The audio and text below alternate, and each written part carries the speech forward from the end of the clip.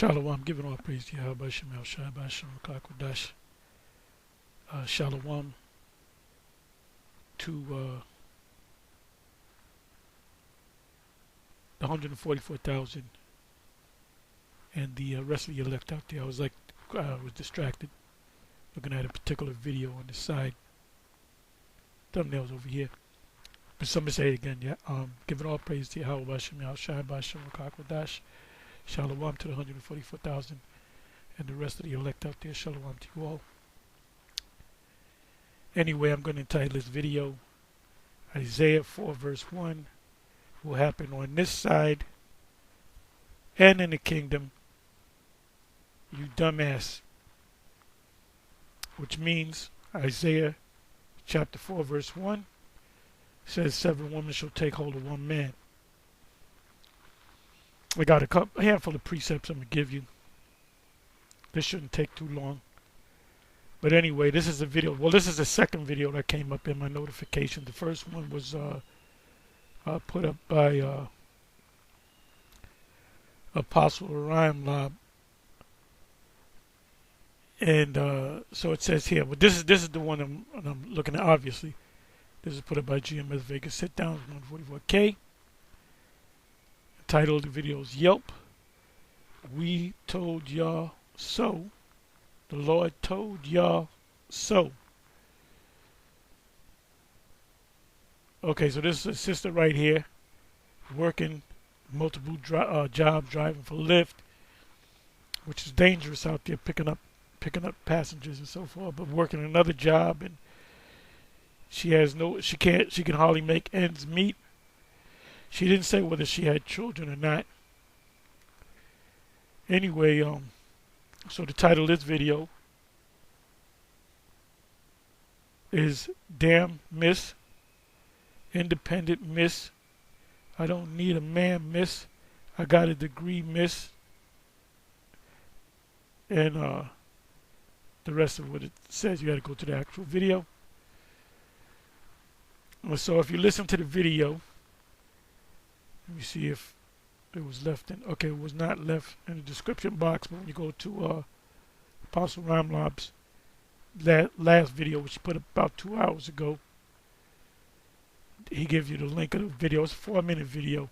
She's talking about how she's working all these jobs and she's having a hard time getting at the bills. You know, she just lives to work. And her problem is this: she didn't mention anything about a man. So I'm assuming that she doesn't have a man, or she's in between men. And the way it's supposed to be, that a man and a woman's supposed to be together. As a matter of fact, that's a precept that I didn't even put in. Let me do this. Okay, I can always come back to this. I believe that's Ecclesiastes in the scriptures 7, if I'm not mistaken. And the title of the video was Miss Independent. Part of the title, you know, I don't need no man. I can do this shit on my own. This is why Jake men are pretty much, not pretty much, take out pretty much, are just tired of the black woman. See, the Jake man, the Israelite man, whether he knows the Israelite or not, he has many options, man. I did a video and I went to Google and I put in how many percentage of so-called white women that want to get with black men. And it was 9 out of 10. I think it was 97% or something like that. 87%. Basically, it was 9 out of 10. So 10 Edomite women, 9 of them fantasize or are with the Jake man. When I say the Jake man, with one of the tribes. And the ones that are not, that are opposed to it, really deep down they are, but they don't want to, you know. And that's the thing, man. And that's always been, when you go back to slavery, a lot of those Edomites that had babies with Jakes, because when the slave master would go out of town, she would desire a slave, and say you gotta do something to me, and if not, I'm gonna tell the master that you did this and try to rape me. Now what happened was when she would try to get like a lighter skinned Jake. So when the baby was born, the baby would most likely look like a white woman or a white man or whatever for that case, whether it's a boy or girl.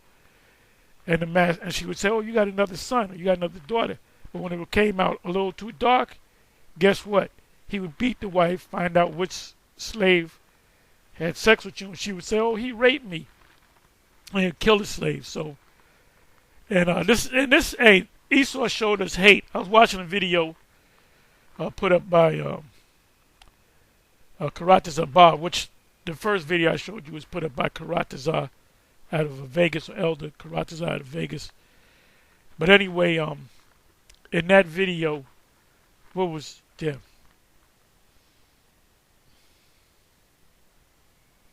Can't even think of the video. My brain is fried.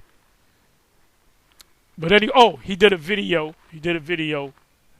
All praise to Yahweh Shem Kakwadash.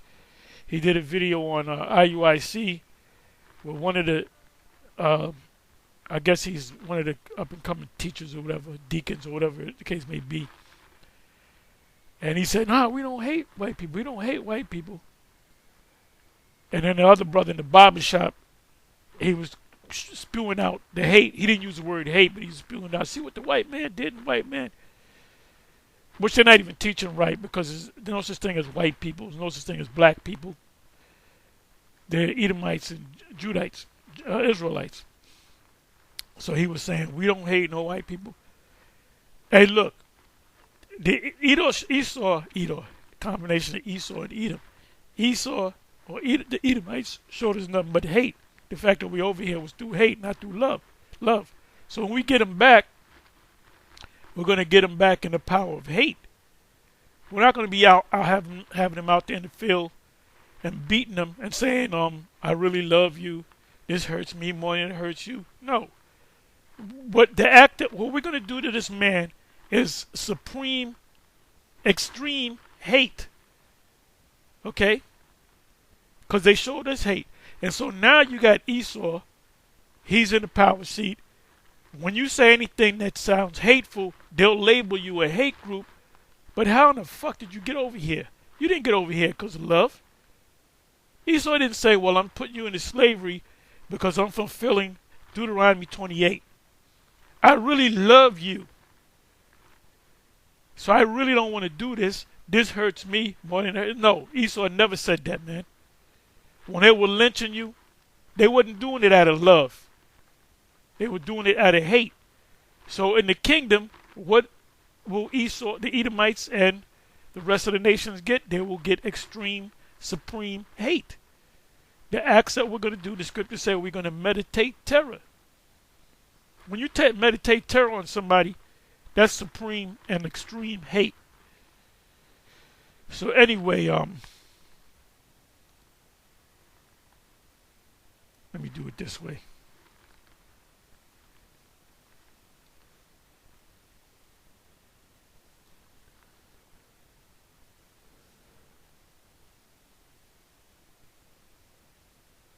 Do it this way.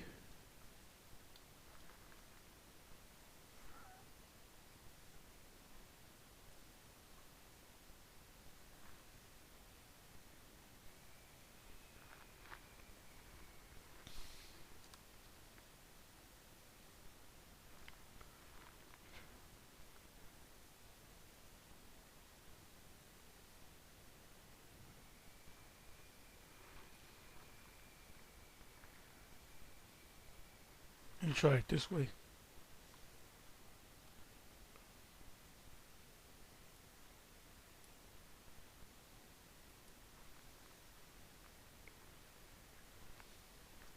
Broken.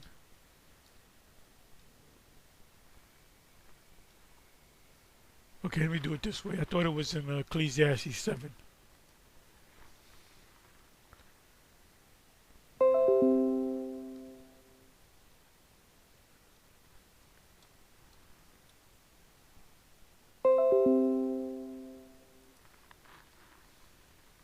Bear at me, bear at me, bear at me. Okay, let me try it this way.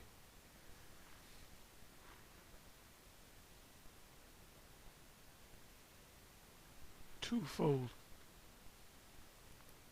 There's a basic scripture, I forget it. Twofold cord. Try it this way. It should come up.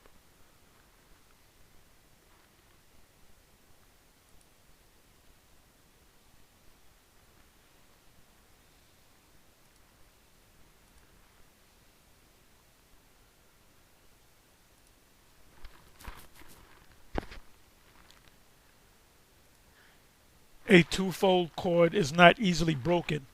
Bible.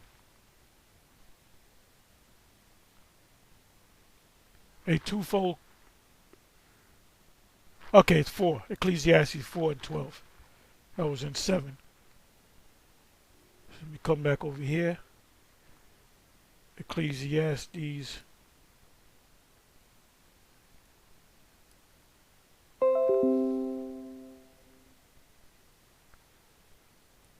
Ecclesiastes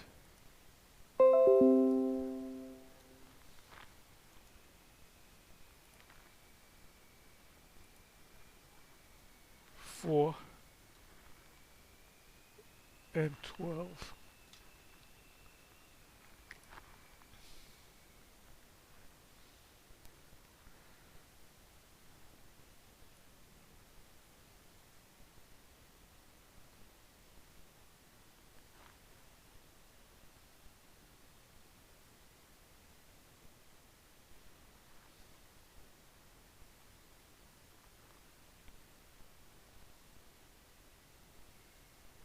Okay, I'll start at 8. There is one alone. And so the big thing now among Jake that's finding out about these our women, they're doing all kind of podcasts and YouTube pages and so forth. And the consensus is that the so-called black woman ain't shit. You know, she's all about, you know, if she gonna get with you, you gotta pay her, which makes her a harlot, which makes her a prostitute. You gotta take her out. You gotta take her out to the best restaurant. You know, you gotta pay her rent. There's videos out there where if you want to get with me, you gotta pay. Well, that's prostitution. So they're nothing but prostitutes. You know. And Jake sees that. They see that you got a lot of our women that are, you know, OnlyFans, and they're on these sites where they don't tell they're married too, and they're doing it, and they're meeting men, giving them sex, and you got women out there that she can't get off unless she got 6 men popping her at the same time. That's among the Edomite woman and the Jake woman. They can't get off by no one man. So they're harlots. They're you know, the scripture saying Amos, it speaks about the harlot in this. Let me see something. Let me come back from here. Amos 7, if I'm not mistaken. I think it's the 17th verse.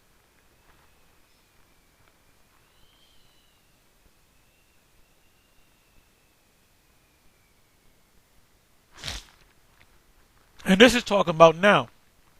There's never been a time when our woman been this out of order. It said, therefore, thus saith Yahweh, thy wife or your woman shall be an harlot in the city. The city represents Babylon the Great. And thy sons and thy daughters shall fall by the sword. So we were taking over, you know, some of us was in West Africa, and we were taking over, putting to slavery. When Christopher Columbus came over here, he took down the Israelites over here. So we were fully taken down. Daniel 7 says, we're out the saints of the Most High. And thy land shall be divided by line. Isn't that happening right now? They push us out of the land. And they're divided. They cut it up into different sections. So this is now. And thou shalt die in a polluted land. Those other captivities that we were in, those lands were not polluted. Israel was complaining about how they missed Egypt. The food was good, and the food that they were eating a lot of prebiotics and probiotics and postbiotics, which is healthy for the body. They were talking about leeks and onions and garlic, which that's all. If you're sick and you eat those type of foods, that would heal your body. If you eat like raw organic onions and you're sick, that'll heal your body. I haven't got sick. I had a little sniffle earlier in the morning, but here it is. 2 weeks. Actually, yeah, 2 weeks. We in the month of March.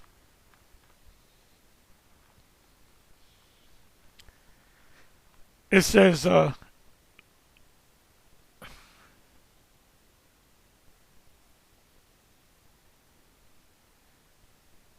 you want to read the whole chapter, but so Amos had prophesied or saw the vision of us here in America. It says here in the 15th verse, and the Lord took me as I followed the flock, and the Lord said unto me, go prophesy unto my people Israel. Now right here it says that he was a farmer. Because the Most High chose the prophet from regular. Elisha was a farmer. When he was called, he was to get with Elijah. He had a yoke of 12 oxen, meaning 24 ox, to plow the field. So he was a farmer. Some of the apostles were fishermen. Some of them were zealots. Some of them were, one was a tax collector, a publican as they call it. It says 16th verse, now therefore hear thou the word of Yahweh, thou sayest, prophesy not against Israel, and drop not thy word against the house of Isaac, which is another word for Israel. Therefore, don't bring bad things to the Israel, but it says, so therefore thus saith the Lord. This is what I'm going to have to say. Your wife, meaning your wives, shall be an harlot in the city. This is the city, Babylon the Great. And thy sons and thy daughters shall fall by the sword of Esau. Deuteronomy 28, 47 on down. And thy land shall be divided by line. Our land is over there in the Middle East. And thou shalt die in a polluted land. And Israel shall surely go into captivity forth of his land. Now, forth of his land is what? All the way on the west. Other parts of the scriptures said the uttermost ends of the earth. Let me look up the word polluted.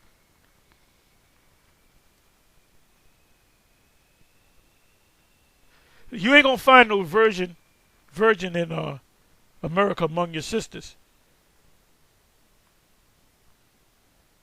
I be seeing, like you go to certain boroughs in the Bronx, you see a lot of young girls that are 11, 12-year-olds walking hand in hand, one looking like a boy, the other one looking like a girl, among Ephraim and among Jake, and they're walking hand in hand, they kissing each other. I'm talking about little girls that are in the not even junior high school, elementary school, 11 and 12 years old, and nobody says nothing. Nobody says nothing.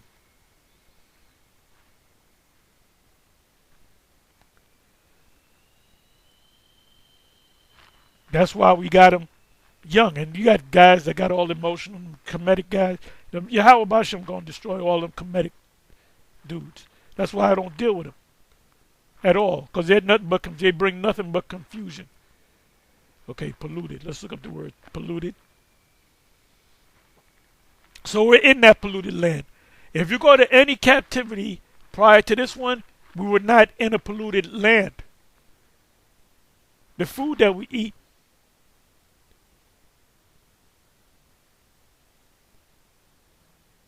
Okay, let me see something.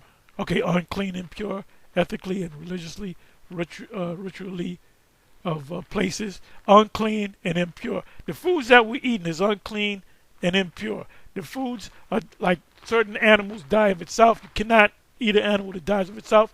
You don't know if the animal's dead, so we're eating. Give me a second here. What is that? Ezekiel 4.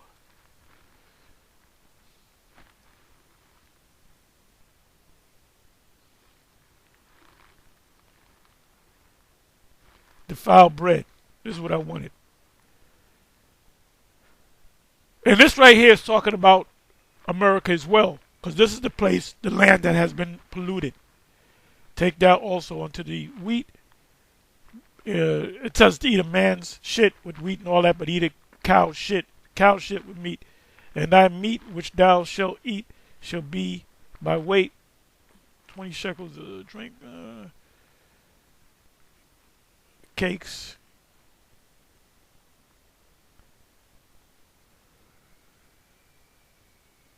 Okay, this is the first I wanted.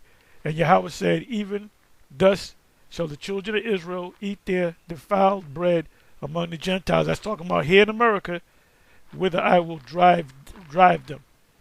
They were driven to this place by the slave catchers.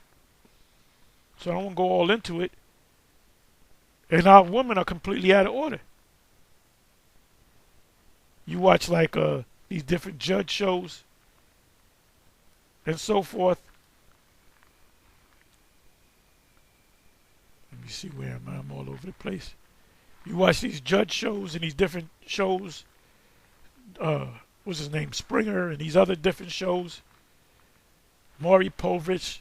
And they always show a black man and a black woman and how she don't want to deal with the man because she checked his phone and he was dealing with another woman, another two women. Well, that's his right to deal with that. So the Jake men have completely got tired of you black American women. You got the passport bros. They're going to different countries to get women because they don't want to deal with you. Ain't nobody want to deal with no black woman, man. For the most part. Okay, I'm all over the place now. I'm a little lost, but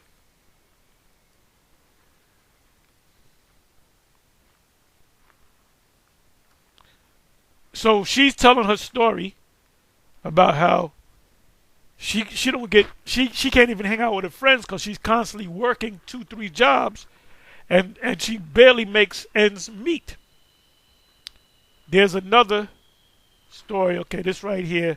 Let me go right here. Okay, this sister right here. If you watch this video, this is put up. I don't know if you took it back down. This is Mary LPN, which is a licensed practical nurse. You know how much money she makes in a month? More than 11,000. 11,000.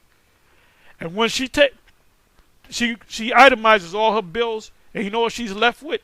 That's called net. What is it? Net worth, I think it's called. Net worth.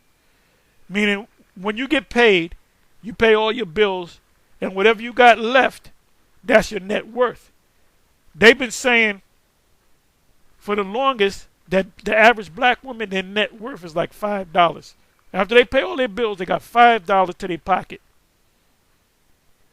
She got, I believe, $18 to her pocket. And you gotta watch the video.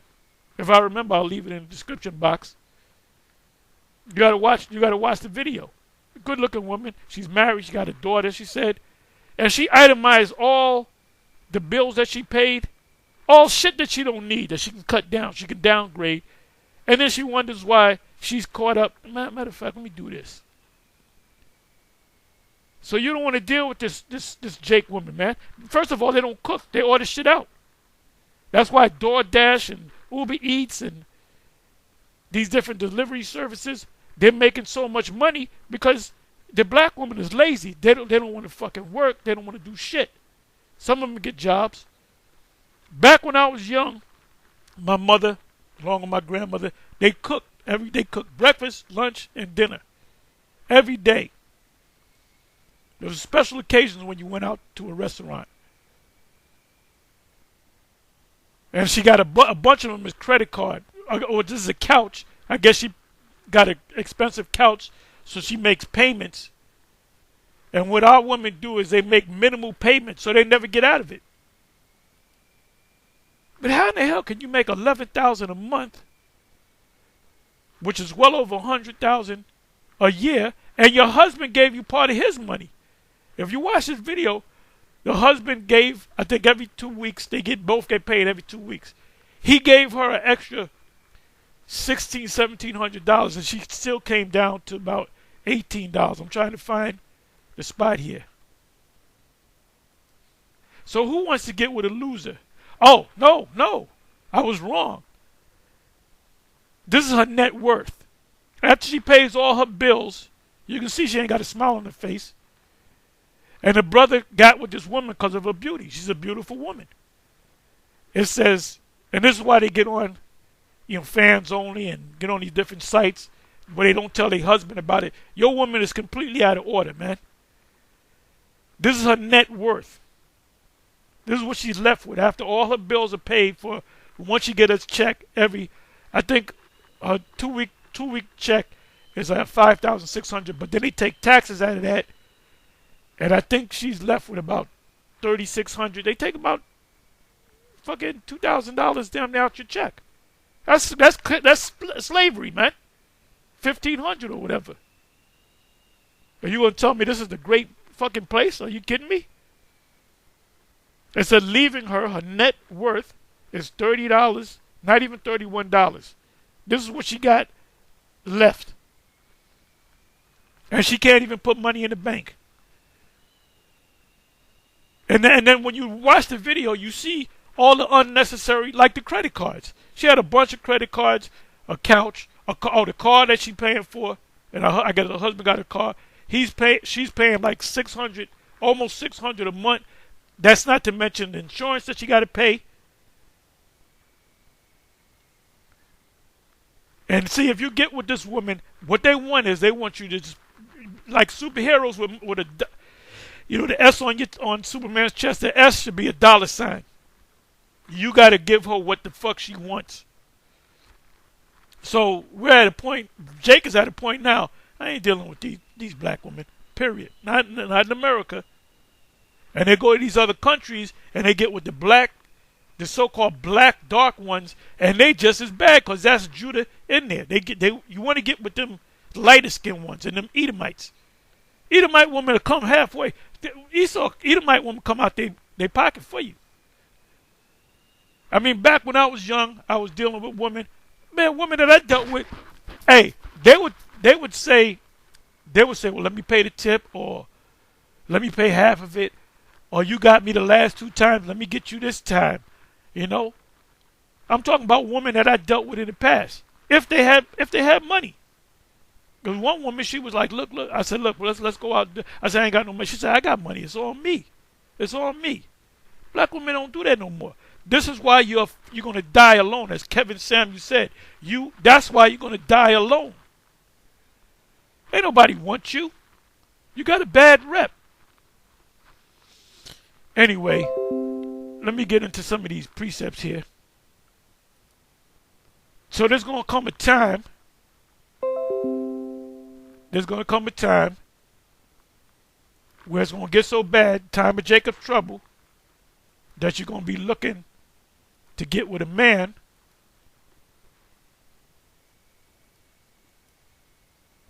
so I'm going to let the scripture speak. By the way, as the title goes, this is referring to right now. This is not talking about the kingdom. It's not talking about in the kingdom of heaven we're going to get 7 women. It's going to start now, and it's going to continue in the kingdom. And 7 means completion. It says, and this is referring to, this is getting ready to happen. And in that day, which is not the kingdom, it's right before the kingdom, right before the missiles hit. shall take 7 women shall take hold of one man, saying, we will eat our own bread and wear our own apparel. In other words, we'll feed ourselves and clothe ourselves. You don't gotta. You don't gotta. You don't gotta. You don't gotta work and give us money and pay for nothing. We'll take care of ourselves. Only let us be called by thy name to take away our reproach. When you look up the word reproach, if a woman's not, if she's, they call her old maid. You got a woman that's 25 years old, they ain't got no kids. The other woman that got kids is talking shit behind her back. Why ain't she got no kids? So that's a reproach. They're disrespecting her. So in the ancient world, you're bred from a child. I'm talking about the women, the girls. They're bred to be with a man, and they showed you that in the movie Coming to America, the first one. She was bred from childhood to serve and please her man. So that's how it's going to be in the kingdom.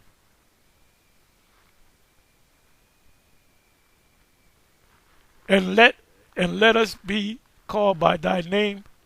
And I had this one chick. I used to say, "What you want to do?" She would play that role, whatever you like, and she was a trip. You know, hey, but the Most High gonna give me. I prayed that I get her back. You know, some of the other women clean her up and make her young again, and give me her back in the kingdom. It says, but she was cool, because if I didn't have no money, she had money. No, it's on me, baby. That shit don't. That's how the fashion. The black woman ain't gonna pay for nothing. She ain't gonna meet you halfway. You want to get something, you got to pay her rent for 2 months. And then she's dealing with other niggas on the side. And we know that, man. So, and I've been telling you, young brothers, if you're going to get with a woman, get you a Latin woman. Get you one of them tribes, but make sure they got an accent. Make sure they haven't been raised up around black women, all right? Make sure they got both parents in the house. You got to judge them. Stay away from the black woman, man. That bitch going to die alone. And wear our own apparel, only let us be called by thy name to take away our reproach. Your reproach is taken away when you got a man, and then on top of that, you have children. That's taking away your reproach. The first part of that is you having a man.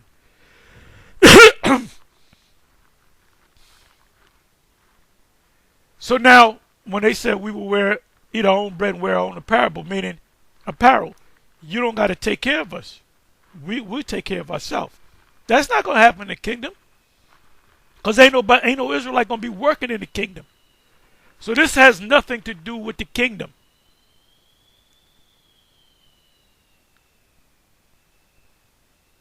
This is before the kingdom comes. This is pre-kingdom. Because in the kingdom of heaven, our women are not going to be able to have to lift up a finger. The scriptures say in Deuteronomy 28:50 on down, the delicate woman which will not let her feet touch the ground. We're going to be living royal. Royal people don't get out and work and sew and shit like that. They're going to be taken care of. We're going to have our slaves, and they're going to have their servants. Go back and read about Sarah. Read about Rachel and Leah. Did not Rachel and Leah have their maid servants? And did not they say, look, go with my man Jacob and get pregnant so the children that come out is my babies? They did a movie on that. They did a remake of it. What's the goddamn name of the movie? The Handmaid's Tale. So did the servants of Rachel and Leah, did they have say in the matter? No, they did not. In other words, they got raped. And for that matter, Rachel and Leah got raped. But they wanted it. They wanted it, man. They wanted it because that's a part of being a woman. The reason why the Most High created woman is as a helpmeet for a man and as a walking, talking incubator for men to bring forth the nation. So these our women are completely, totally out of order. So the hell with them. The hell with them. All right. But they'll come back in the kingdom and they'll be in order because they'll be born again. So now let me give you Luke 1:25.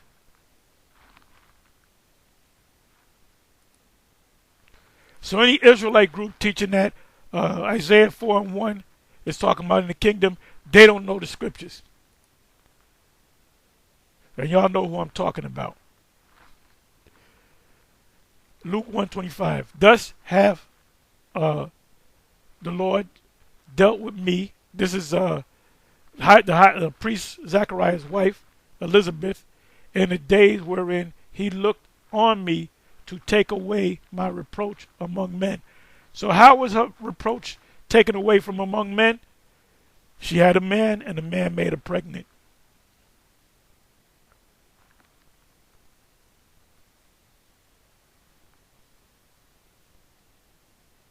Right. After those days, his wife Elizabeth Eliashibah or Eliashibath conceived and hid herself 5 months, saying, "Thus, right? She wasn't all out in a like a sexy red. And ain't nothing sexy about her. Sexy Red is performing while she's pregnant, man. Even the Edomite doctors are saying you can't do that. You got to take a rest. You're gonna lose the baby. But she's a gremlin, man. When a woman in the ancient world, when a woman is pregnant, you don't see her that much. She's resting. She's resting, man.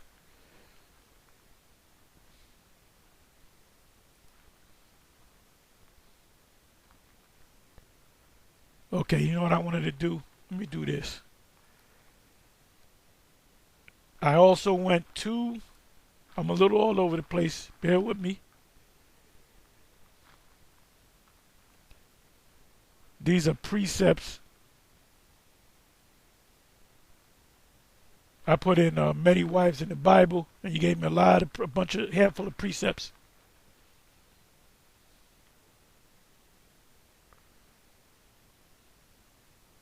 Okay, let me do this.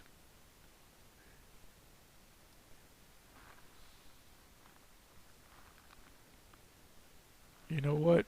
I'll do it this way.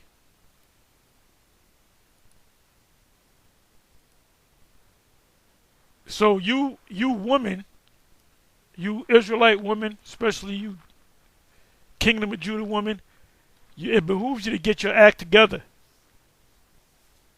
Because you're going to die alone.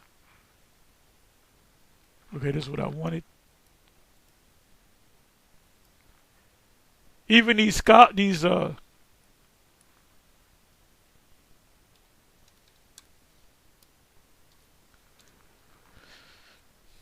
even these Christian scholars tell you the same thing.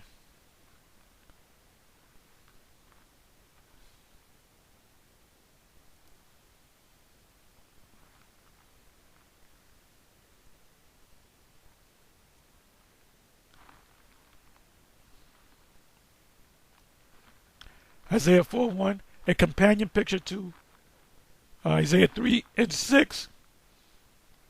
The male population are in search of a ruler.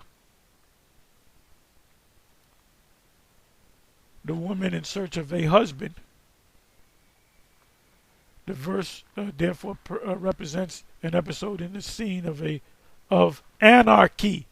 Anarchy is the time of Jacob's trouble. Anarchy is 2nd Ezra chapter 15, 2nd Ezra chapter 16. Anarchy just means without government. You know, what Esau has a plan, it's called continuity of government. And they show you that in the movie sometimes. They use that term. That they had to make sure the government, the people of the government, from the president, the vice president, the secretary of this, secretary of that, the cabinet, and so forth, the Congress, that they gotta remain alive, even if the rest of the people die, because when the smoke clears, we gotta we got to build the government back. So you have a society where the king is dead, where they killed off the king. That's anarchy. It means people without a ruler. That's all it means. That's why the Mede Darius put the hit out on the king of Babylon and his lords. That was the government, and took them out. And guess what? For a short period of time, that was anarchy. But the people had to surrender because they were waiting for what the king had to say, the government, the lords, and they all dead. You have that a lot in Africa and South American countries. You have coup d'etats, where you have maybe a general that doesn't like the president, but the military is on the general's side, and they kill the president and the vice president, whatever, and then the general, he becomes a new president. That happened a lot in the Roman. When you read about the Roman Empire, there was a time that the year of the four emperors, there was a time of anarchy, and people were saying this is the end of the Roman Empire. You know, one guy sat on the throne, he died within months. The next one, he killed himself. The next one, he died. And then what brought it back in order was the Flavian dynasty.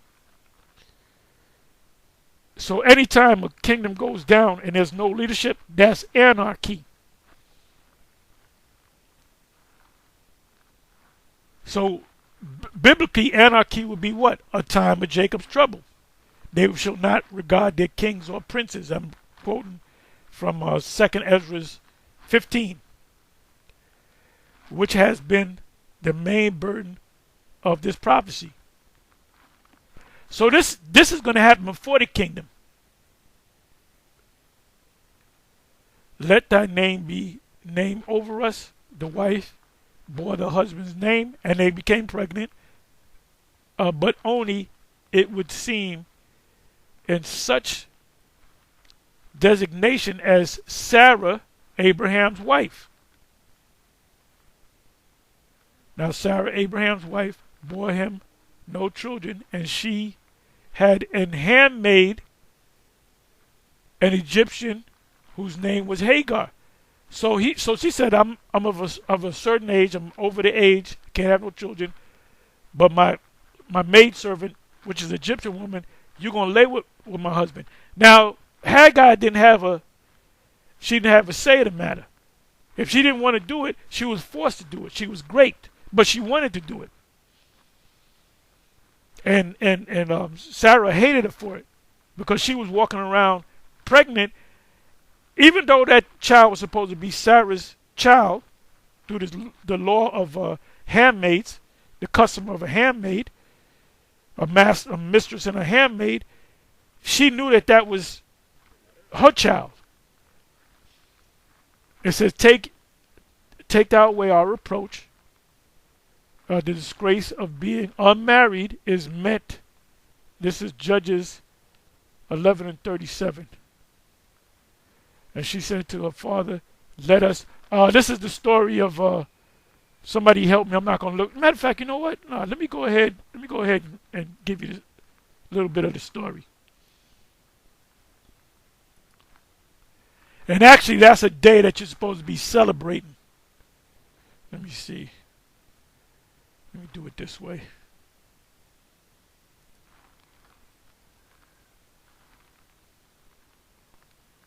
Okay, I don't want this. Come back over here.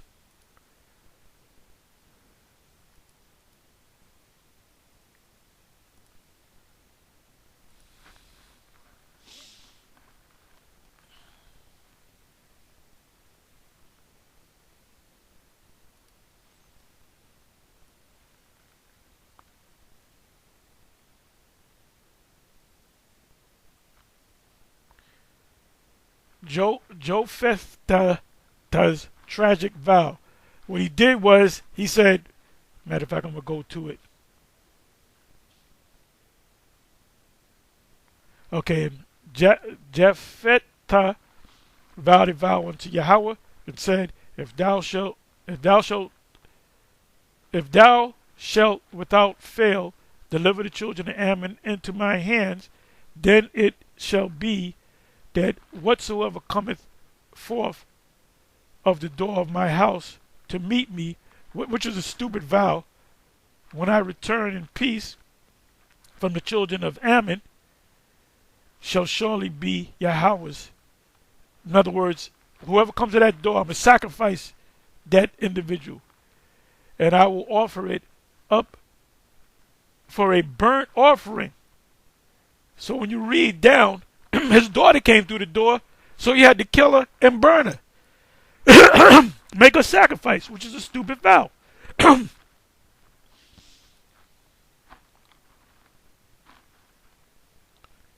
So now, she was told, look, I got to kill you, I got to burn you, I got to sacrifice you to the Lord. And she had no problem with it. And she said, well, Father, can I walk for 2 months? And, matter of fact, I'm going to go right to it. 37 verse. And she said unto her father, let this thing be done. In other words, I have no problem. I honor you, my father. And she was young. She had to be a teenager. For me, let me alone 2 months. Now she could escape. That I may go up and down upon the mountains and bewail my virginity. So she didn't have no children. I and my fellows, my friends, my girlfriends. So she was walking around and her friends were hugging her and crying, oh my goodness, you're going to die. I'm going to miss you. And some of them might have been pregnant, some of them not. But that show you the order of Israel back then. The daughter could have said, she could have called fucking 911 if they had the phone. Now, can you imagine some Israelite group, some leader doing that and some people, now I ain't with this shit, I'm calling the FBI. FBI coming to arrest you. And you tell them, well, look, I vowed to the Most High, if the Most High give me this, I'm going to sacrifice my daughter. They're going to arrest you, put you on the news. They're going to see a black Hebrew Israelite looks to kill his daughter over a vow that he made with the Lord. And they're going to demonize us further than even more than what how we've been treated. They're going to treat us even more harshly. So the things back then that they did, you can't do this today. You can't do this today. If you got a hard-headed son, and he's stubborn, and he's a glutton, and he doesn't want to work, and this is in Deuteronomy, what is that? Deuteronomy 21. It says both parents are supposed to bring them to the judges, and they're supposed to stone them to death. If you have a daughter that's a harlot, you're supposed to set her on fire. Can you imagine Israelites doing that now? And that's in the law, by the way. That's in the law. No, you can't keep those laws. You can't do that. And there's a situation with Bishop Nathaniel's son, his older son, that he came up of age. He grew up in the truth, and he said, "Nah, I'm not with this. I'm going my own way." Well, according to the law, you got to put him to death because he's being rebellious to his parents. And I just brought that up because that's public information. That's no secret thing because he had said it. Him and his wife had said it. That's on video. Not that I'm down on the guy. That's a sad situation. But when you come into this truth, it ain't about, oh, I'm a prophet. I believe I'm a prophet. Therefore, my sons are prophet. No. You can be a prophet and your sons cannot not necessarily be prophets, whether you teach them or not. You got men that become prophets whose fathers are not prophets. So don't say, well, I'm a prophet, that means my father's a prophet. No. So for you guys to say you got to keep the law, let your black ass keep all them laws and see whether you get locked up in the federal prison system. And you be on TV.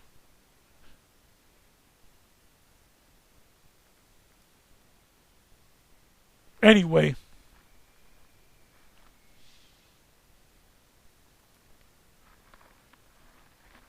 So let me come over here to Genesis 30, verse 23.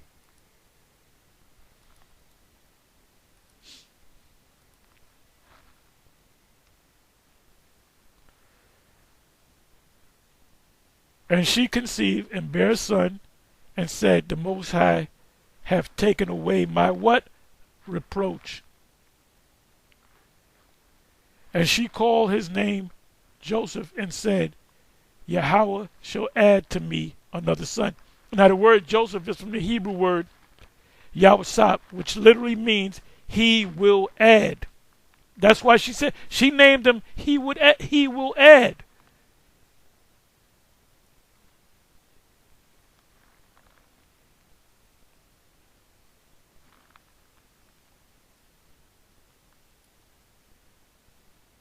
It says, and the Most High remembered Rachel, and the Most High hearkened to her and opened her womb. You get pregnant because the Most High opens your womb. See, Leah, she was getting mad at Leah because she was having babies left and right because the Most High opened her womb. There's one account where either Leah or Rachel gave Jacob a mandrake to make him potent.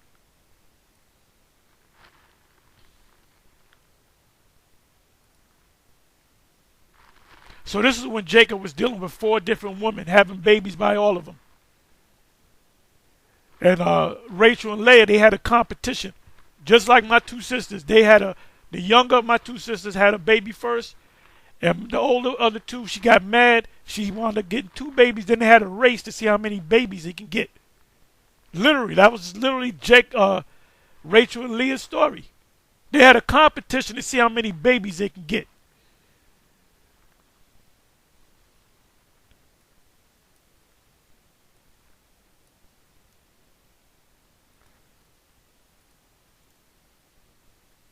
And the order and the rank and file in the family unit is a man's number 1, the woman's second, then the children. Genesis 3 verse 16, unto the woman he said, I will greatly multiply thy sorrows and thy conception. In sorrow thou shalt bring forth children. Now that's a curse. You got labor pains. In the kingdom, they ain't going to have no labor pains. The baby is going to come right out. And that doesn't happen. Animals do not go through labor pains. In other words, they really don't go through labor pains. They don't go through that pain when the offspring's coming out. Animals do not go through that. You watch a cow or any type of animal, the baby the calf or whatever just pops right out. That only happens to human women. Because that's a curse that the Most High put on all humankind among the women. So in the kingdom of heaven, that's going to be taken away. It says, and thy desire shall be to thy husband, and he shall rule over thee. Now let's look up the word rule.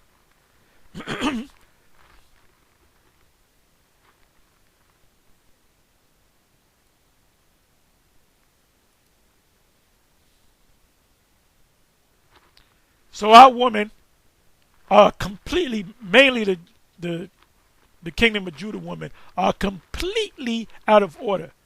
You can't get no more out of order than this. You had one Jake woman that put a 1-month-old, her baby 1-month-old, in an oven and burnt this motherfucker. I'm going to tell you something, man.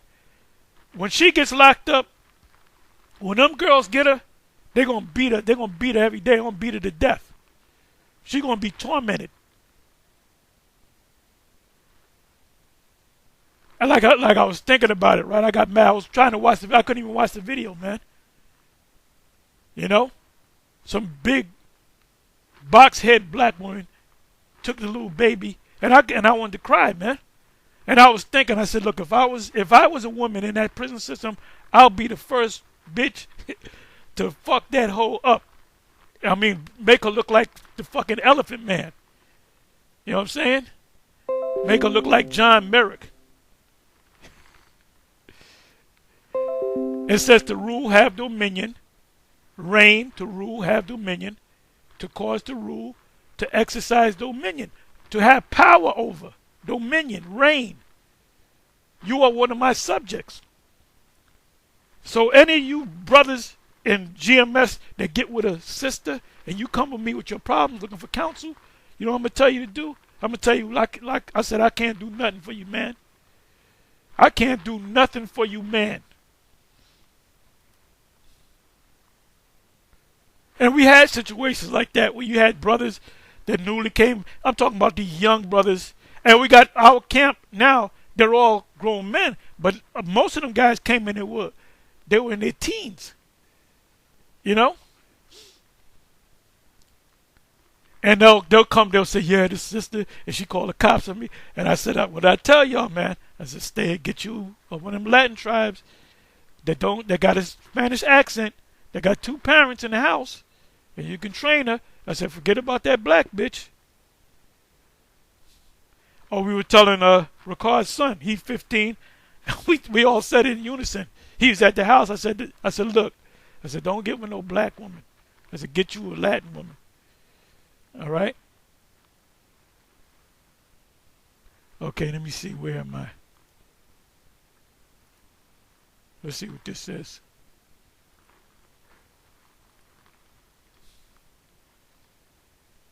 See, your woman have a problem with you dealing with some other woman. The man could deal with other women.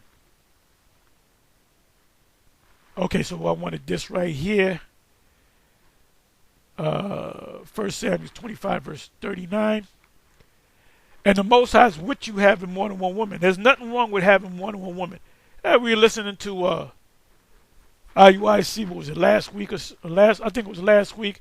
And they were ranting on dudes at the end that have more than one woman. You got more than one woman, you got demons on you, and she's a hoe. If you got the second woman is a hoe, and you're going to make her into a hoe, and you got, your mother can't teach that bullshit.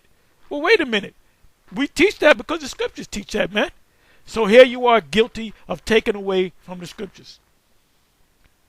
And that came from the leader of the IUIC. You can only have one woman. That's why why you think they make them bishops and deacons? Because it says a bishop and a deacon can only have one wife. So I'd say I just want to be a prophet. Call me a prophet, you know?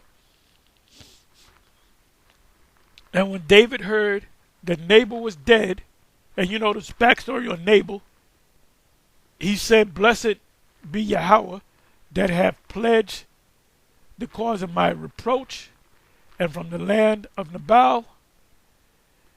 And the reproach means to a man, this man Nabal didn't respect King David and his men, because he needed provender, he needed victuals, and have kept his servant from evil. Because David got so mad at this guy, he said, I'm going to kill this nigga. But the Most High said, nope, you don't got to kill him. I'm going to kill him for you. For Yahweh hath returned the wickedness of Nabal upon his own head. And David was at the point of taking this dude out. And David sent and communed with Abigail to take her to him to wife. Abigail is the wife of Nabal. And she was the one that helped David, gave David and his men food. So the reward was Nabal, which by the way the word Nabal means fool, Hebrew for fool. And she was smart. She covered her ass. And what happened? She wound up being the wife of the king. This is before he had the crown put on his head.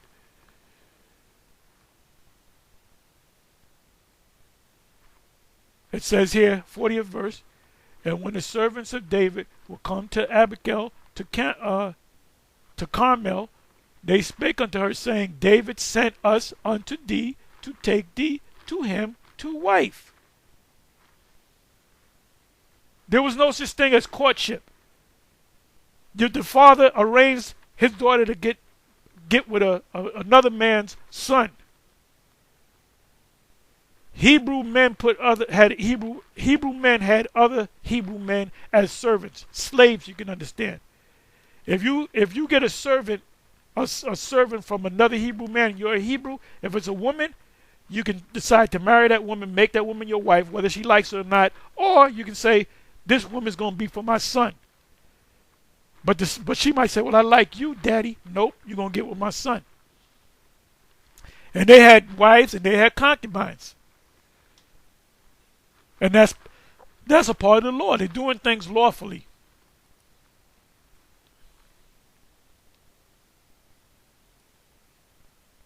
Wait a minute, this is the one. No, this got to be the one.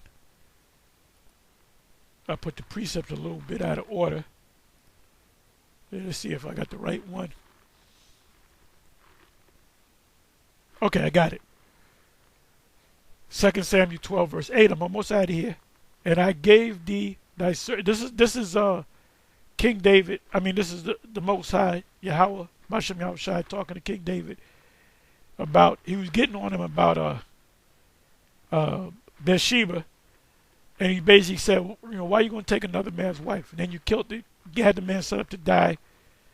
He said, look, if you wanted one more woman, I would have gave you more women. So this is what it says, right? And I gave thee, this is Yahweh speaking, thee thy master's house and thy master's wives. And this is talking about his master is his king, which was Saul at that time, into thy bosom, and gave thee the house of Israel and of Judah. And if that had been too much, too little, I would moreover have given unto thee such and such things. So if you wanted more wives, I would have gave you more wives. Now check this out. King David took one of Saul's wives and became his wife after he died. He also took his daughter and then put her away.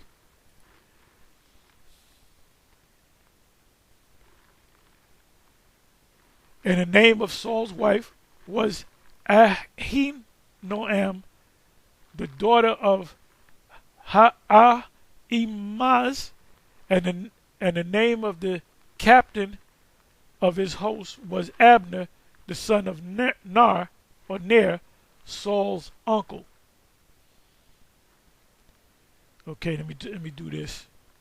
How did I do this?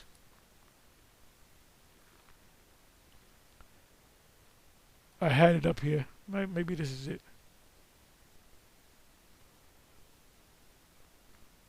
Bear with me for a minute.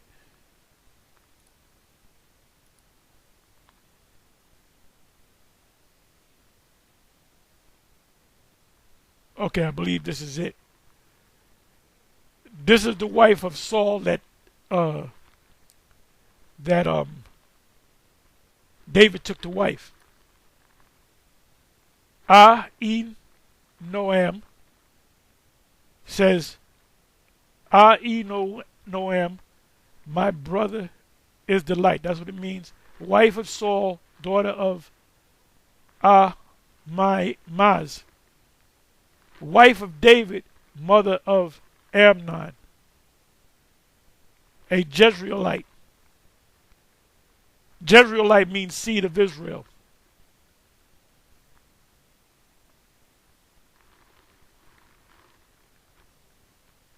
Wife of David. So they give you these precepts right here. So that's what it meant by, I gave you your master's wives, I gave you your master's house, and anything else you needed. If you needed more women, I gave you that. So what the hell is Bishop Nathaniel talking about? And what was happening and what transpired was according to the law.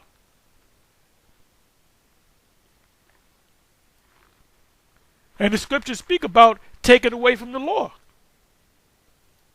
That's a law that you can't take away from the law. Let me see if I can find that. It's either Deuteronomy 6 or Deuteronomy 4. Well, actually, you can read both of those chapters. Deals with the law. Let me see if I can find it. Let me try this.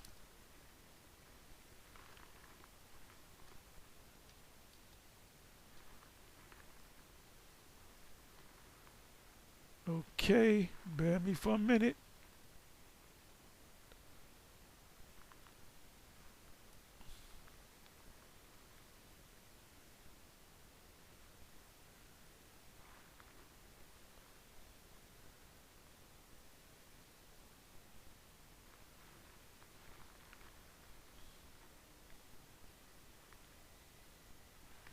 Let me try the fourth chapter.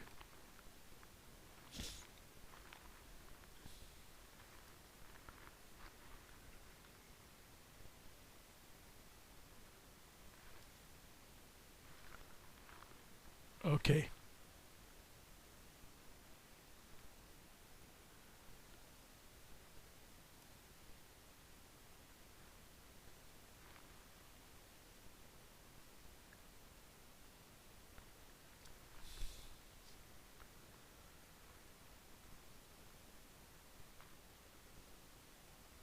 Okay, now therefore hearken, O Israel, statutes of judgment, which I teach you,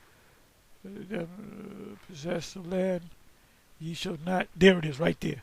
Deuteronomy 4:2. Ye shall not add unto the word which I command you. Meaning you can't add to the law, and you cannot take away from the law. So when IUIC says you got to keep the law, they're taking away laws. If you go to their circle, if you got 2 or 3 women, you got to cut 2 of them off. Or if they find out you got another woman on the side, they'll tell you, look, you out of here. And I can't tell a man what to do and not to do if he's doing it in accordance with the law. So he's telling people you got to keep the laws of the Most High. Yeah, brother, you got three women, you got to cut 2 of them off. And then when you cut the 2 of them off, what do? What if this guy's from another Israelite school that allowed to have wives, and they see that IUIC has the true truth? So he had 5 wives, so he comes, I want to be part of IUIC. Then they're going to ask, they're going to say, do you got a wife, brother? Well, actually, I got 5 wives, and I married them all at the same time 5 years ago when I was with this other camp. What do you think they're going to say? They said, look, you're going to have to cut 4 of them off. If you cut 4 of them off, guess what they're going to do? They're going to become disenchanted, and they're going to get other men, so you cause 4 women to commit adultery. So they're not keeping the laws. They're cherry picking the laws that they like, the laws that fit with them. Just like the scribes and the Pharisees, wicked scribes and Pharisees. Matthew 23, read that from the first verse on down. It says, do as they say, but not as they do, for they say and do not. Ye shall not add unto the word, which is the law, which I command you, neither shall ye diminish aught from it, that ye may keep the commandments of Yahweh, your power, which I command you.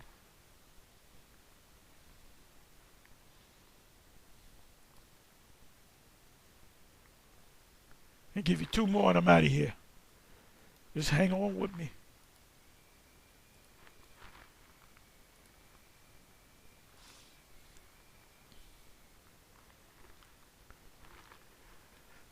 This is Isaiah 13 and verse 12. I will make a man more precious than fine gold, even a man than the golden wedge of Ophir. Therefore I will shake the heavens, and the earth shall remove out of her place, and the wrath of Yahweh, which is getting ready to happen, the missiles going to hit this place, of the Yahweh of hosts, of armies, and then the day of his fierce anger. So this time right here is talking about during the time of Jacob's trouble, when it gets hot and heavy. It says in Isaiah 65, it said that the servants of the Lord is going to eat. We're going to laugh for joy.